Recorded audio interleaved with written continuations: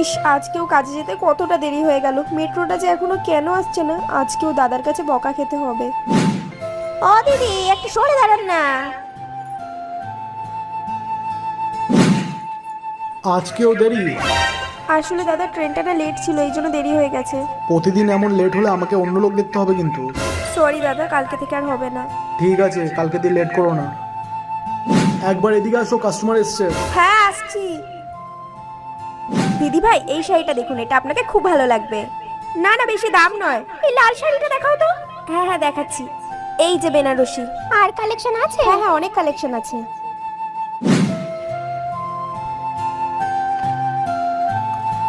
শোনো, আজকে কাস্টমারে অনেক চাপ দোকানে, আজকে টিফিনটা পরে করো, দোকানে আসো এখন।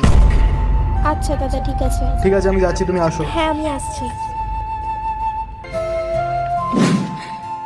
এই নাও তোমার এই মাসের মাইনেটা।